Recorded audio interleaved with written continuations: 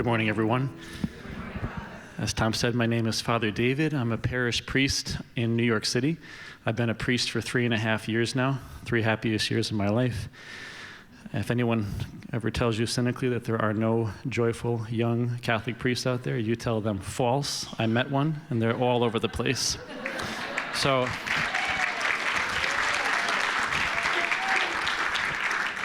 Neil asked me just to tell you briefly about the time that God surprised me with a crash course in Unbound.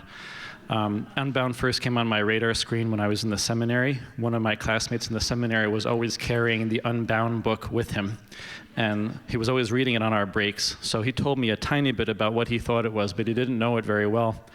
He invited Neil to speak at our seminary, and Neil came and spoke, and I'm sure he gave a brilliant talk, but I was a half an hour late for it. So I only caught the last couple of minutes of it, and not having heard the first half hour, it didn't make sense to me what I was hearing at the end. So all I knew in the seminary about Unbound was that there was a book, and there was this guy named Neil who gave what must have been a great talk at the seminary.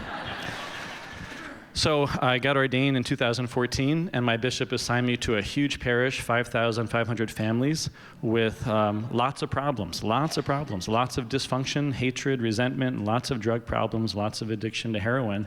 And as soon as I started working there, I distinctly, clearly heard a voice in my heart say, "David, you have to go learn Unbound." And I heard it distinctly over and over, and it wouldn't leave me alone. You have to go learn Unbound. And I didn't even know what it was. So I Googled it, and I signed up for the first thing that there was, which was this leadership conference 2 years ago. And I just figured I'm a Christian leader, I'm a priest, and I'm into Unbound, so that qualifies me. But when I came, I felt like a fish out of water, because everybody kept asking me how I use it in my ministry. And I was trying to think of creative ways not to lie, but not to show that I didn't know what I was talking about. So at the end of the leadership conference, a woman took me aside and she just said to me, "You know, you should really just go to a normal Unbound Freedom in Christ conference and just watch a session. When you watch a session, you'll get what it's about." So I did that. I went to the normal Unbound conference a month later, and the Saturday afternoon of that conference, I was allowed to be an intercessor with Janet while Janet prayed before people. And when I think back to that moment, it was really a grace for me. I really felt like a grace descended upon my heart, and everything clicked. As I watched Janet do these sessions, it all made sense. And I walked out of there saying, I think I could do this. And as soon as I got home, a couple days later, a woman came for confession. And I obviously can't tell you anything of what she said, but to me, she seemed like the perfect candidate for Unbound. So I asked her if she'd be willing to read a little bit, and she did, and she came back a few days later, and I was totally green, a total rookie, but I just did what I saw Janet do. I just imitated what I remembered Janet doing. And I remember so distinctly when I finished praying with that woman, I just felt like I was watching a butterfly come out of a cocoon.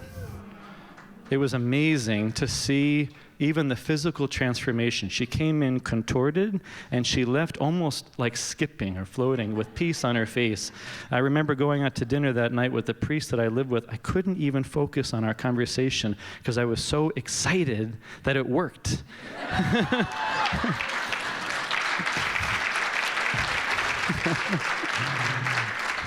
So here's the part that Neil wanted me to share. The month later, and I'm almost done. Okay. He told me 5 minutes, so. Okay. So a month later, I had to go to Rome to take care of some business. And when I'm in Rome, I stay with a group of nuns. I'm not going to say who they were to respect their privacy, but you would know who they are. A big order of nuns, very famous. And I stayed in their convent. So anyway, I stayed in their convent with them the week that they were all making their final vows. There were like 40 or 50 nuns there. They're taking their final vows. And I was saying Mass for them every morning and then going out and working in the city. And one morning after I said Mass, the Mother Superior walked in, and I happened to be reading the Unbound book during this time, and she saw the title. And she said, "Oh, Father, do you do deliverance ministry?" Now, inside of me, I was thinking, well, I did one session once. But I was too proud to say that, so what do you think I said? I said, yes, I do.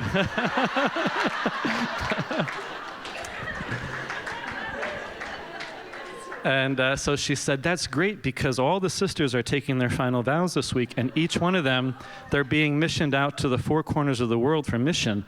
And she said, we used to always bring in a priest this week to do like generational healing or something, but he couldn't come, so you can do it for us.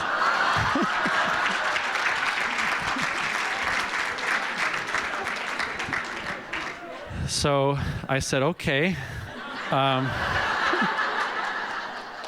So I thought, what can I do? 40 or 50 sisters. So what I did was I got them all together the last night that I was there, I think around 6 or 7 o'clock, and I exposed the Blessed Sacrament in the monstrance, because I figured I couldn't meet with them one-on-one each. And I just did what Neil did after each talk at the conferences, where he did like very general renunciations, and I had told the sisters ahead of time to get ready some people they needed to forgive. And I just prayed the 5 keys with them in front of the Blessed Sacrament all together as a group. And then I prayed the Father's blessing over them. There were tears even in the group setting. And then you might call it a mistake or a grace or an act of generosity. Then I said the words, the famous words that did me in. I said, if there are any sisters here who think they need extra prayer,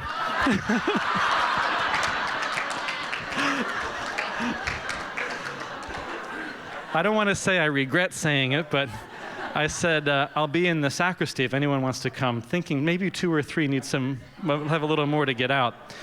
All of the sisters made a line around the convent, and they came in. I gave them 20 or 30 minutes each, 8 o'clock, 9 o'clock, 10 o'clock. 11 o'clock, the Mother Superior came in and she said, are you okay, Father? She said, they're all still waiting for you.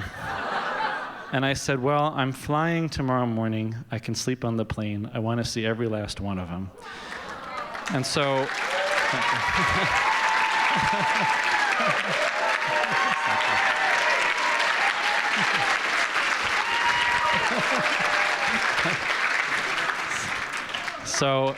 So they all went to sleep, and they wrote down the order that they were in line, and they were waking each other up to come see me.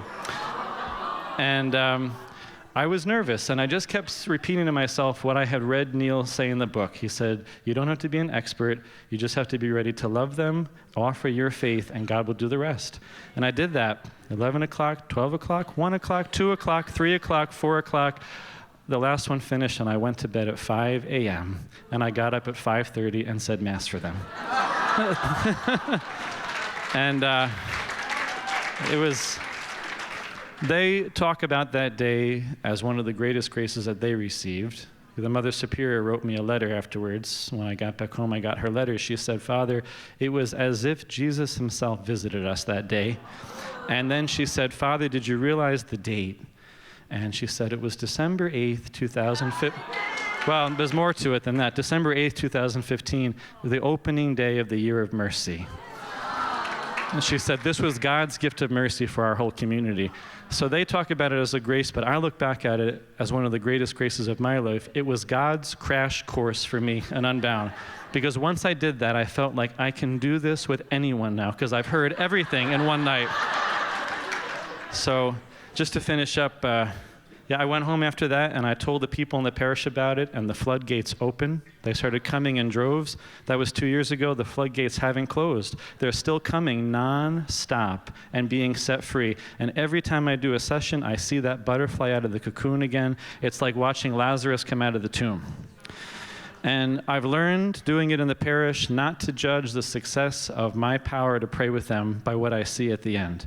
I had one woman who I really was convinced that I messed it up. She didn't talk to me for a month afterwards. I didn't see her.